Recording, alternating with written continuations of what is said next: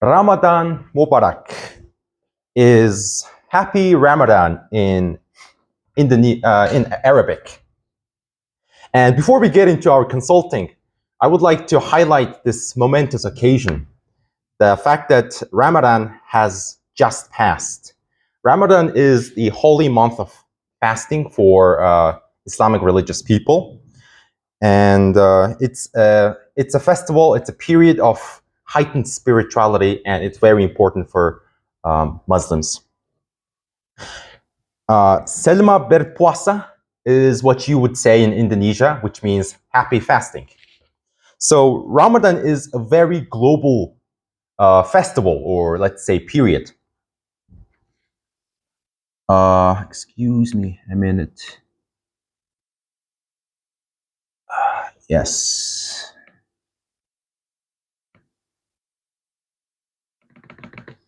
So yes, Ramadan has reaches to all around the world. This is Egypt.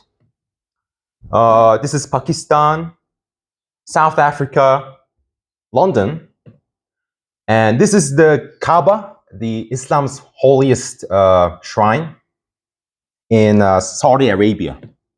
This is Indonesia and Indonesia. So after the holy month of fasting has done, so during this period, Muslims, they fast from sunrise to sunset. In other words, you can only eat after the sun has gone down.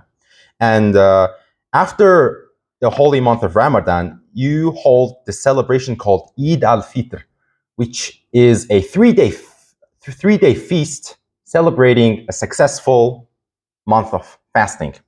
And another very prevalent celebration in Muslim Islamic countries is Eid al-Adha, which happens about 2 months after the Eid al-Fitr.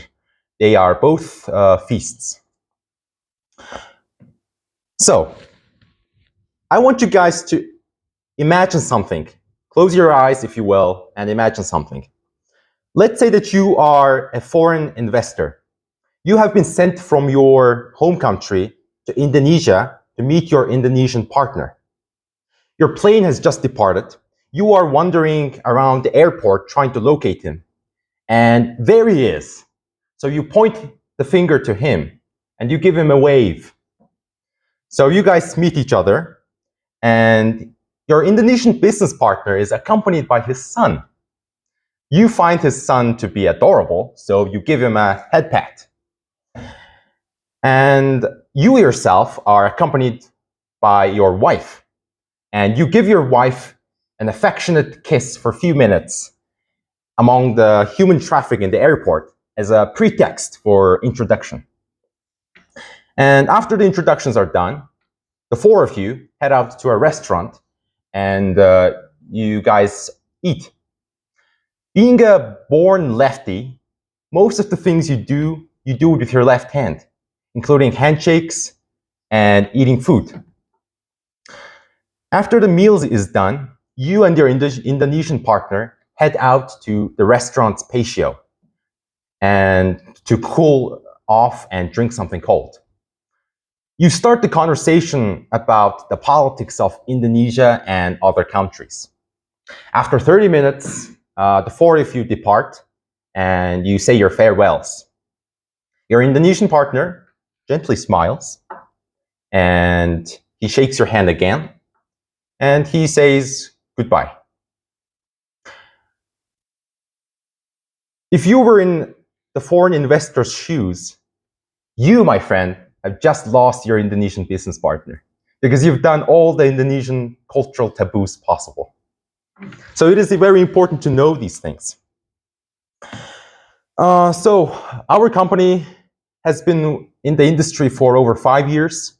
We are comprised of diverse background, and our services would include external auditing and cultural risk, tax, and legal advisory. We have so far served 561 clients, and the number is growing stronger every day. Myself, I'm Eggi. I'm the director of this company, and with us we have also Pablo, our company's analyst, together. And we are located in the center of UB City, so you can contact us from these contacts. So, Indonesian culture and business. So, today we're gonna first go over some basics of Indonesia, some overviews. And then we're gonna analyze the country with two frameworks. And then we're gonna discuss about religion, culture, business etiquette, and finally we will look at one successful case of a contractual entry. So, before we start, let's have a look at what Bahasa Indonesia sounds like, just for reference. Language, right? Yep.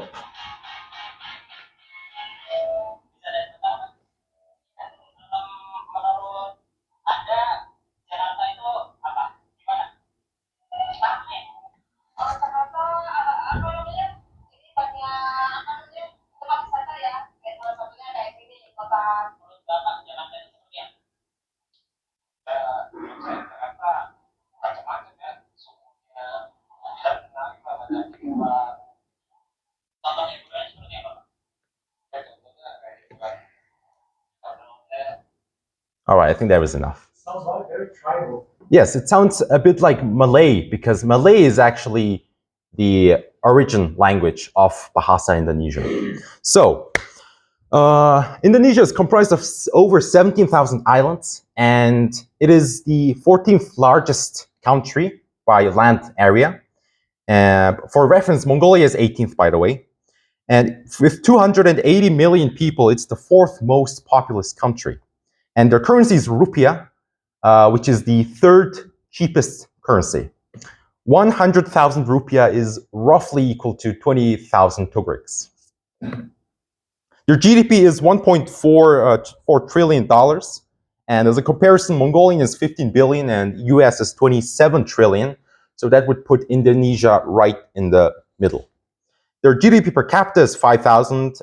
Their GDP per capita adjusted for PPP is 16,000. So from this, you can draw a conclusion that an average Indonesian is slightly more well off than an average Mongolian. Indonesia is located between the Oceania and the Indian Ocean, acting as a bridge between the two regions. Among those 17,000 islands, there are 5 great islands, and the island of Java down there is of interest because it is the most populated region.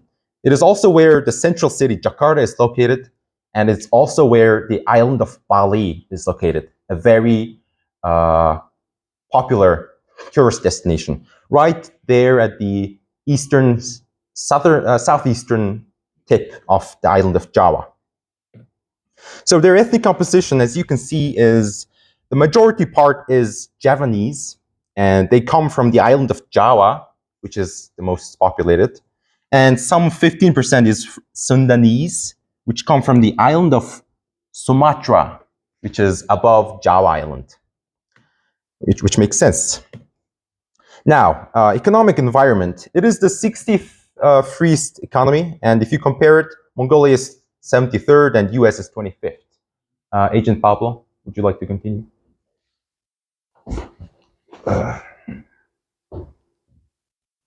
Could you please give more detail about the freest economy? Yes, we are going to. For the economy, on the statistics of labor freedom through 2005 to 2023, compared to other countries, with Indonesia,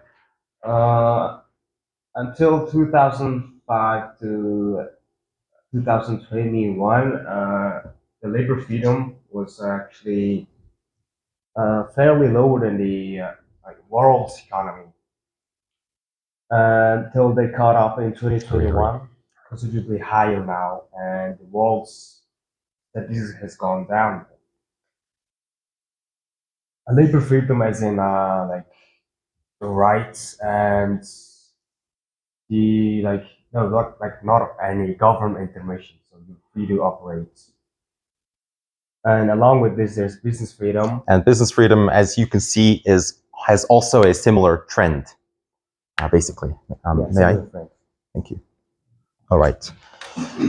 So we know that the 4 tigers of Asia are South Korea, Taiwan, Singapore, and Hong Kong.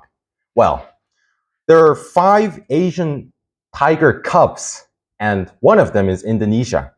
They are named so because these 5 countries, they attempt to follow the same export-driven development as the 4 tigers. These countries are considered to be newly industrialized, and Indonesia's GDP rate on average is 5%, which is fine. It's an interesting concept. Yes.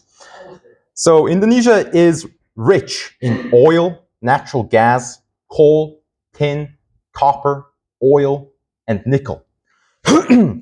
And as such, they are considered to be resource-based economy. However, they have also somewhat developed secondary industries that goes beyond extraction. And the most significant exports are the following. Indonesia accounts for the 60% of the world palm oil production. The government, their government has this concept called Pancasila. This term was first coined by the first president back in 1945 or 49. And these 5 principles are basically the foundational philosophies of their government. And as you can see, their national emblem is the Garuda, and it is identical to Ulaanbaatar city's emblem. SWOT analysis. Here we come down to the SWOT analysis, doing business in Indonesia.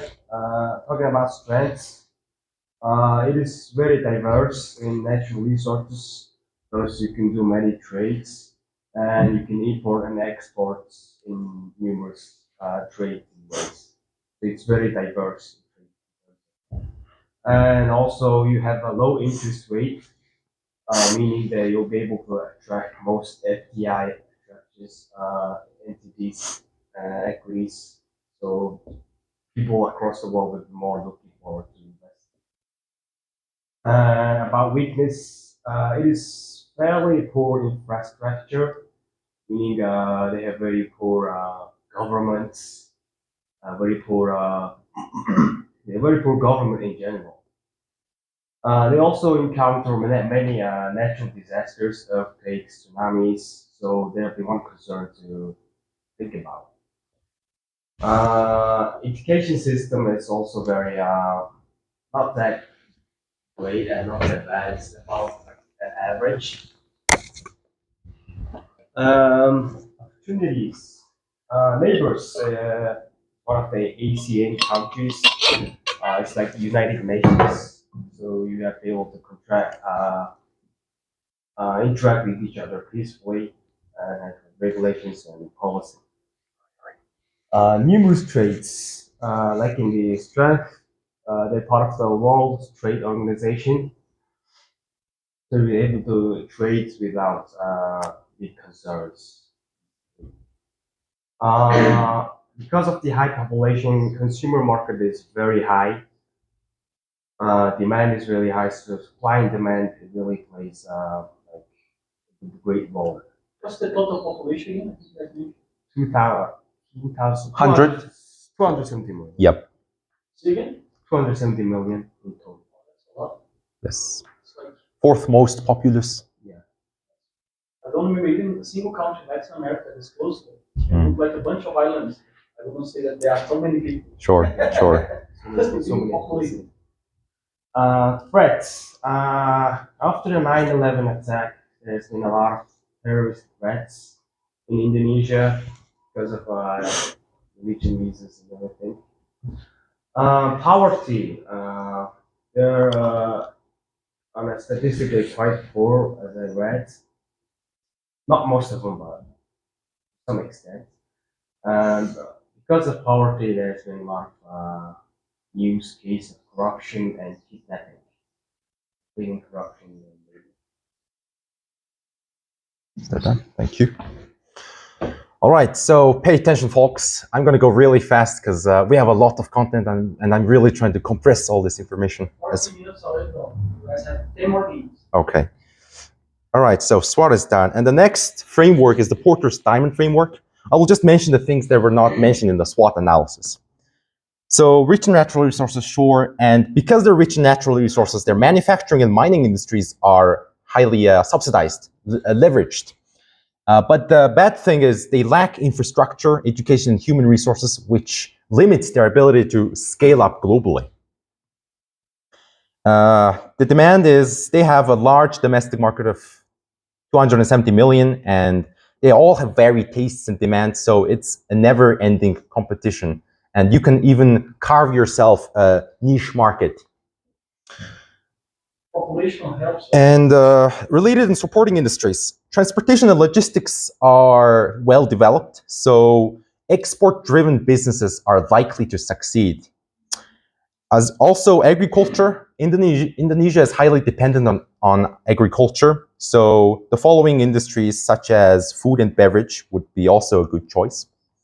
Their tourism is also, it's a favorite tourist destination, so with it, their hospitality and entertainment industries follow suit. So for the competitive intensity, so interesting thing is that 99% of all the businesses in Indonesia are small and medium sized, which means that it will tailor to consumers' tastes, but most of them lack the resources to stand up globally. And also, and it makes them locally oriented. Innovation and the capability to go global are still in the beginning stages, and bureaucracy and corruption are still huge deterrents to FDIs. Now, religion. Indonesia is, for the majority part, Muslims, and one cannot define Indonesia without the role of Islam. Islamic teachings emphasize ethical business practices such as honesty, fairness, and accountability. But don't be so gullible as to believe that all Indonesian environments will be nice and fair. In fact, according to the Hofstede analysis, they are fairly competitive. So among within the religion, the Sharia law is their religious guideline, and the Sharia law has several sectors. One of them is that wealth should be distributed fairly, as mentioned before, and businesses should be human-centric. Now, this is a good thing for employees. They also have this triangular concept called al-daruriya, al-hajiyya, al-tasiniya, and they respectively mean protecting the basic necessities of human life. Each individual's personal development is supported, and promoting excellence or higher levels of well-being. Also, banking is concerned for Sharia law. Let's imagine you're trying to open a business in Indonesia. Then Muslim banks, they won't just loan you money with interest because that's not allowed in their law. Alternatively, the banks will invest in your business altogether. And skepticism towards intangible assets such as stocks, derivatives, and options, while tangible investments like gold and other commodities are acceptable. Now, another sector of Sharia law is halal. You might know halal is concerned with meat, halal restaurants. It's a set of Islamic dietary laws. And it's a must-have for businesses in Indonesia, especially if you're in the food and beverage industries. And you get the certificate from the Indonesian Council of Ulama. And when it comes to halal, for the most part, it's discussed within these two topics. Either intoxicants, such as alcohol, tobacco, and you name it. And the other sector is meat. So, according to the halal law, equipments and utensils that have touched non-halal food cannot touch halal food.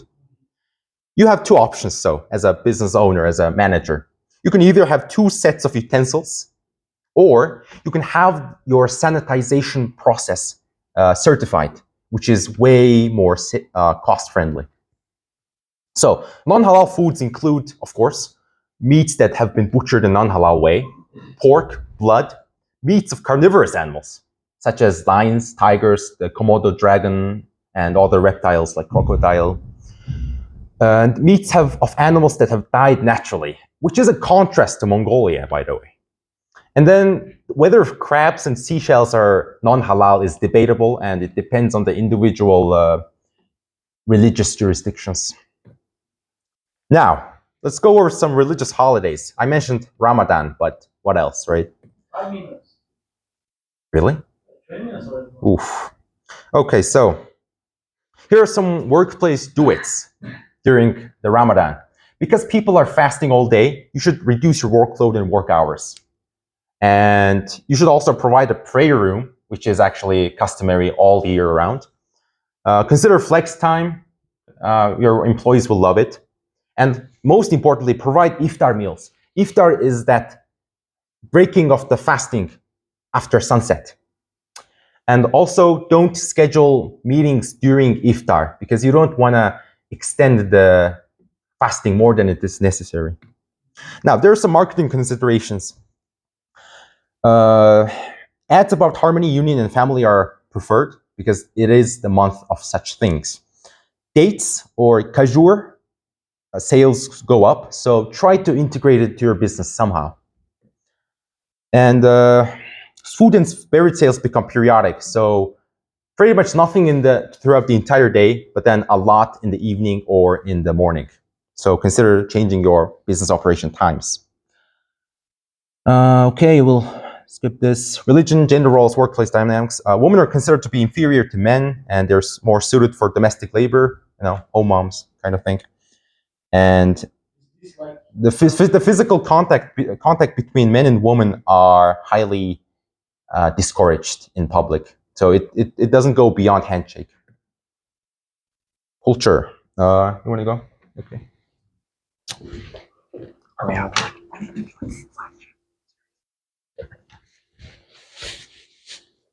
Culture-wise, as Eggi mentioned, most of the language is spoken in Indonesian, but very few speak Japanese and Sundanese.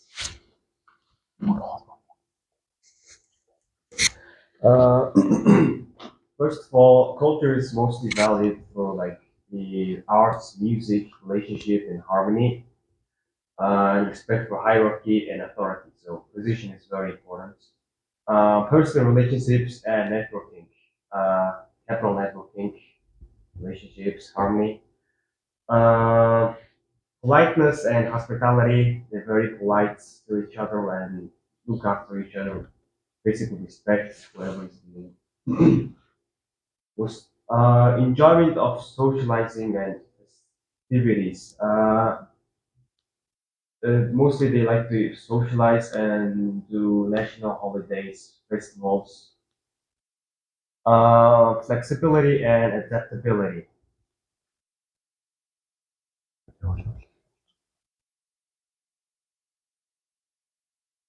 During the workplace, their motive is relationship first, then productivity. So they're really close in contact with each other. Communication comes first. This is the hierarchy of structure. Shareholders, for example, commissioners who look after directors, and there's directors who look after employees. Basically, nothing too different. Yeah, not The need for cultural knowledge is split into three parts: politics, food, and arts. State-owned firms play a major role in many industries. They also have a big impact on small industries, for example, airlines. The political system is also characterized by a high degree of decentralization. So mostly firms, industries, they are to operate freely and independent. Corruption is a significant issue in Indonesian politics, and corruption's landscape has a significant impact on the way business is conducted. Negotiation and decision making. Sharing foods can help to create more relaxed and comfortable atmosphere. which can make it easier to discuss important business matters. So they take halal meals. Symbolic significance. Food. Different types of food have also have different meanings, respectively, for events, rituals, and beliefs. For example, rice. It symbolizes. It symbolizes. Skip. Also, rendang, spicy meat dish that is often served during. There's also all my favorite foods, like you can see rice. The rice is mostly eaten. Arts and music, they're very much alive and well. You can also have painting, wood carving, dance, especially Balinese, traditional music, gamelan, and puppetry. Shall we just go over the pictures and get an overall idea of what it looks like? Yeah. There's the Balinese traditional music, meditation, and here's the Hofstede analysis. So power of distance is high, highly collective, kind of masculine. Uncertainty avoidance is normal. They're long-term oriented, and basically that. Guys, on the report, try to give a bit more in-depth analysis, like the Hofstede's analysis. Like they were the first team to at least show, I know that we are running out of time, but for the other groups upcoming, I want more focus on the Hofstede because we did that in class. And for those who did not present the report, I'm looking into it. Carry on. So there's a corruption in Indonesia. Mostly, the cause of corruption is high-ranking position abuse, and weak governance and weak audition, and lack of transparency. And there's been a lot of corruption in itself, so that KPK had to be established in 2002. It's the Corruption Fighting Agency. Yes. Contemporary art is really in demand, so they had to be globalized across the world, so they're very much in demand. Please conclude. The colors of flag, they represents the courage and blood of the Indonesian people, and the white symbolizes the spirits of the people. Okay. The business ethic. I believe we were promised a 10% extra time, like 2.5 minutes. So let's take it. It's 26. Okay. Let me go over this really quickly. So people are called, Indonesian men are called pak or bapak, which means sir or mister in Indonesian, and women are called ibu. And also we can use English to address people, but one interesting difference is that people are called by their first name as opposed to the last name. So Mr. John, Mr. Susan, etc. Now also, Muslims who have done pilgrimage to Mecca are called Haji or Haja, which is a respectful name. So, in terms of business etiquettes, I studied it in 6 sectors, and I would say that their gift-giving practices, time perception, and communication are very similar to Mongolian. They give a lot of gifts. It could be a form of bribery, or maybe not, who knows. And time perception is they're also very relaxed, don't make tight schedules. They don't have that Western sense of urgency. Communication, very indirect. A lot of body movements. In fact, there's a funny case that in Indonesian language, there are 12 words that directly translate to yes in English, but it actually means no. It's very funny. And there's this concept of saving face, as is similar with other Asian countries. Dress code is very formal, very, very formal, very modest. Names and titles also hold very high importance. And there's a similarity to Western culture and also a similarity to Mongolian culture, both. So there's one case of successful entry case. So Ritz-Carlton, a famous high-end hotel chain. Their local partner was PT Bimantara Citra, and now it's known as Global Mediacom. And type of entry is management contract. And let's see why it was successful. So first of all, local expertise. Their local partner knew about the Indonesian customers. They could tailor the service to the Indonesian customers. And Ritz-Carlton didn't have to make upfront investments because PT Pimentara was solely responsible for developing the properties. And build relationship with stakeholders. Now that they know the politicians, the local politicians, the suppliers, the vendors, and all these stakeholders, Ritz-Carlton can expand further without even the help of BT's local partners. So that's about it. I would love to talk more, but we are time limited. Here is the president, Joko Widodo. He is known as the man of the people, and he's known as Jokowi by his people. He is running for the second term, and one term is like 5 years, so he's like in his 10th year. Yeah, he's a great president. Questions?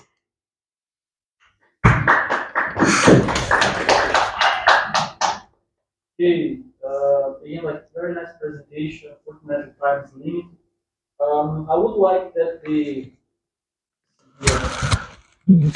French guys ask you a question, and then afterwards I will ask something else. Please, French guys, one question based on their presentation. Maybe preferably something about the etiquette. I couldn't explain it more, possibly. As you prefer. I have a question about the Sharia law. So you mentioned that it provides, well, you live, right? Yes. So does that mean in workspace, all of the roles required? No. The concept that wealth should be distributed evenly is a very vague concept. It just means that, it should be fair, right? The top person shouldn't be taking all the money, because somewhere in the world, some systems are very corrupt that it actually works like that. Hopefully in Indonesia, it's not like that. How strict they are in terms of the Sharia law? Just taking this fact that he's asking. I mean, you mentioned something that I was a bit like skeptical about the fact that the woman cannot take maybe leadership positions, or they are seen as a second-class citizen. That's true. Is that much like strong there as in some of the Middle East countries, or is more liberal like Turkey? I can also contrast maybe. Actually, you can contrast with the Muslim population now in France. Right? How can you see this Sharia law application? As far as Muslim countries go, France, the likes of Europe, is just like a second class. There are many countries with prevalent Muslim populations, such as the Middle East. I would say that compared to the Middle East, Indonesia is fairly loose, fairly lenient towards these Sharia law. And especially there is a contrast between the urban population and the rural population. And in the urban population, these traditional aspects, they're not followed as strictly. And there's actually a thing. I told you in the beginning that using the left hand for Islamic people, for Muslims, is not good. It's almost prohibited. That is because they clean their anus with their left hand. That is actually, I believe, part of the Sharia law. So the people in the city, the business people in the city, they're actually moving away from that practice. Yes. And I've talked several times that the Mongolian mindset or even cultural background is much closer to the European than to the Asian. What would you say about them? In terms of... Is it Asian or not European, but in that case, Middle Eastern?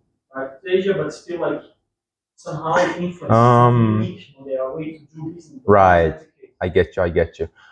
In terms of their business practices, Indonesia is more east than west, due to their hierarchical structure and emphasized respect towards their seniors and etc. And also their indirect way of communication. For these reasons, they're more east.